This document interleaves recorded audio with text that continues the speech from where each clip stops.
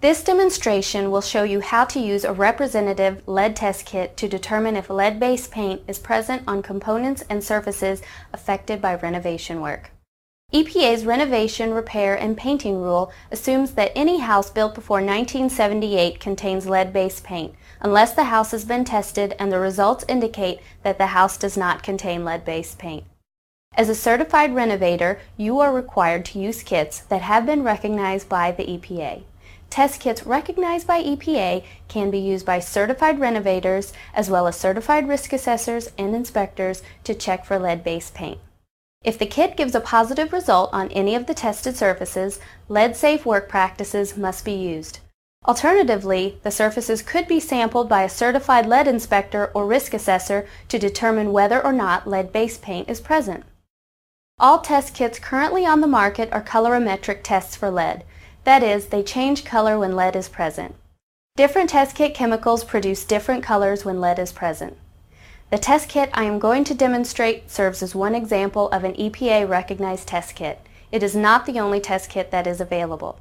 Before testing for lead, it is important to review the manufacturer's instructions and have all the necessary supplies on hand to perform the test in a safe manner.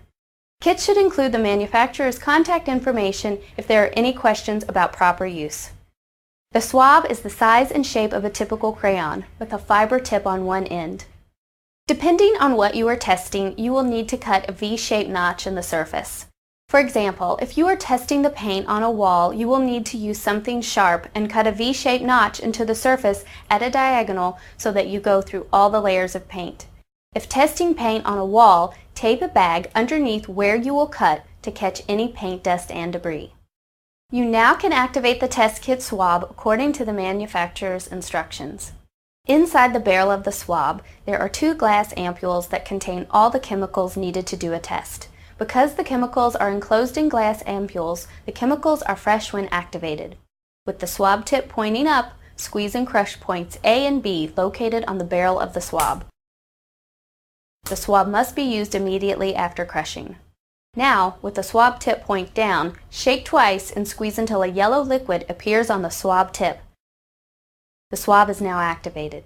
Once the swab has been activated, all testing must be completed within 2 minutes.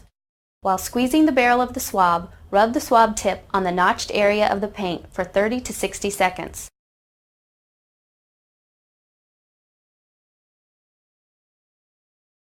If the tip or the surface turns pink to red, lead is present.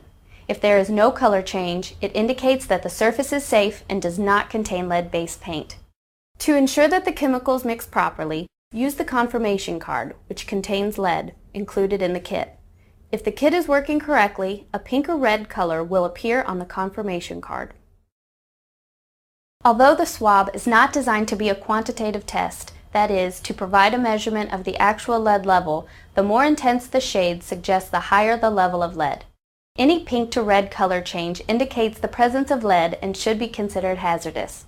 Each swab should only be used to test one surface. Test kit sampling is intrusive and damages each surface tested. Following each test, safely clean up your work area. It is important to review the manufacturer's instructions on how to detect lead on other surfaces, as well as any special testing instructions, such as avoiding color leaching, which is when a paint color, such as red, discolors the swab while it is being applied to a surface.